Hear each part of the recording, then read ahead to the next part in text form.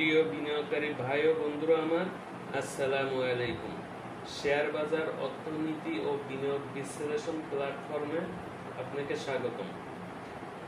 আজ বৃহস্পতিবার 17/7/2025 সপ্তাহের শেষ কার্য দিবসে 15.58 পয়েন্ট বৃদ্ধি পেয়ে মোট সূচক দাঁড়িয়েছে 5132.48 এবং টাকার পরিমাণে লেনদেন হয়েছে 789.80 কোটি টাকা, যা গতকালকের থেকে 55 কোটি টাকা বেশি। আলহামদুলিল্লাহ, বাজার দিনের পর দিন উত্তর নতুন মাইলস্টোন অর্জন করতেছে। আজকে টোটাল ইস্যু অ্যাডভান্স ছিল 153টি, ডিক্লাইন ছিল 180টি এবং আনচেঞ্জ ছিল 63টি।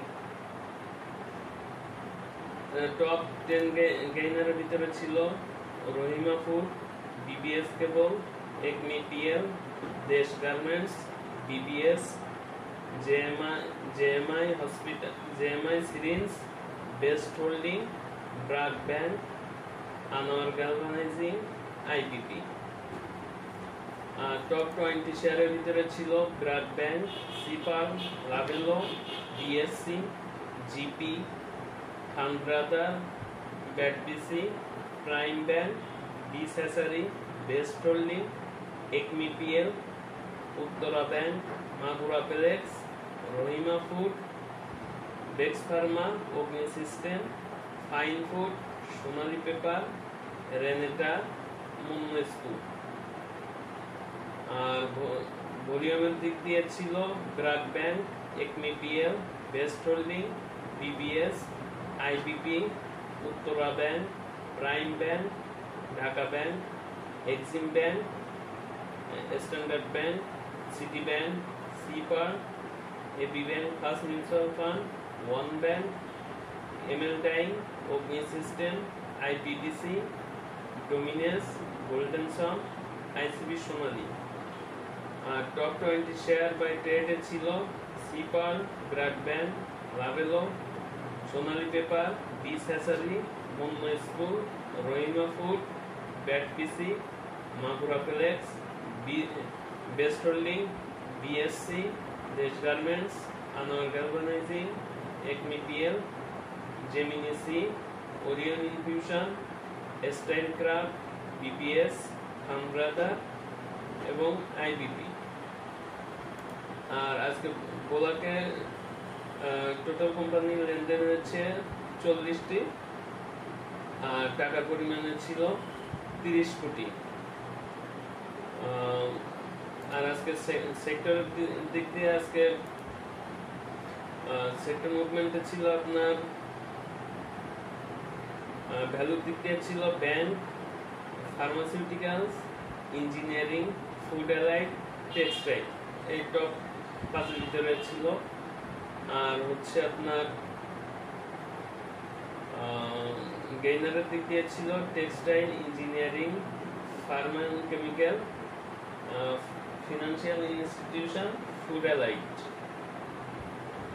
আর ট্রেন্ডিং এর দিক দিয়ে যদি দেখি, এই দুইটা কম্পেয়ারের ভিতরে আপনার ফুয়েল, পাওয়ার, টেক্সটাইল, ইঞ্জিনিয়ারিং, ইন্স্যুরেন্স, ফার্মা। আলহামদুলিল্লাহ, মার্কেট খুব একটা ভালো অবস্থানে আছে। গত কয়েক মাসের ভিতরে মার্কেট তার সর্বোচ্চ পর্যায়ে অবস্থান করতেছে। জুন মাস থেকে মার্কেট যে আপট্রেন্ড চালু হয়েছে, সেটা আজ পর্যন্ত ট্রেন্ড ধরে রেখেছে। কিন্তু কোনো জিনিসে আসলে একটানা করতে পারে না, অবশ্যই তার একটা বিপরীত দিক আছে। শুনতে খারাপ লাগলেও এটাই আসলে বাস্তবতা। আর আজকে মার্কেটে যে ক্লোজিংটা হয়েছে, আমার ব্যক্তিগত অভিমত, আমরা হয়তো সামনে ছোটখাটো একটা বিয়ারিশ রিভার্সাল প্যাটার্নের মাধ্যমে যাব। কারণ আজকে আমার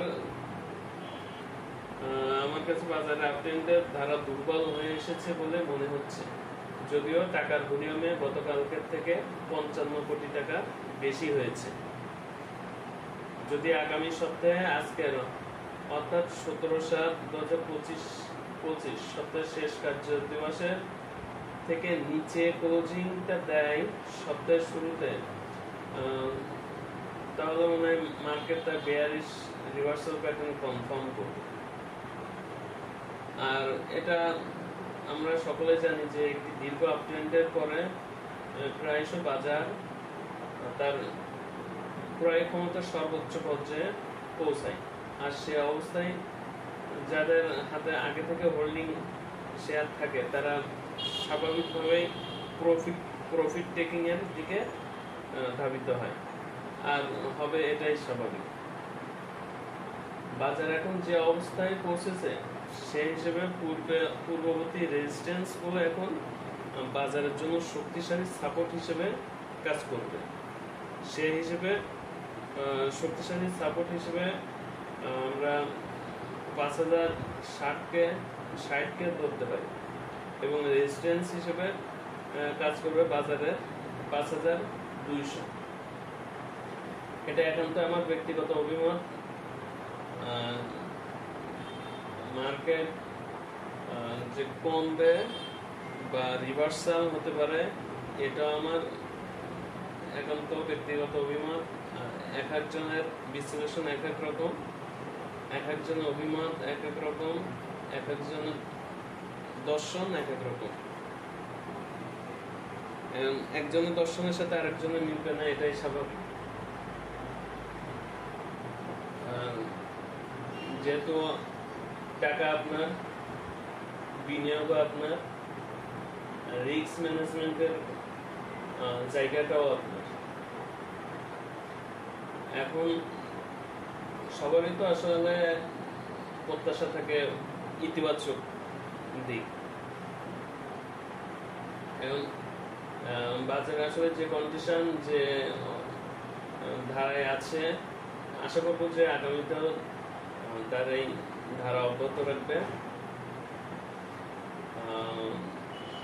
এখন দেখা যাক সামনের সপ্তাহে বাজার আমাদেরকে কোন দিকে নিয়ে যায়। যাই হোক, অনেক কথা হলো।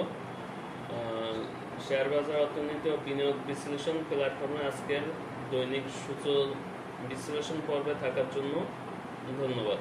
আসসালামু আলাইকুম।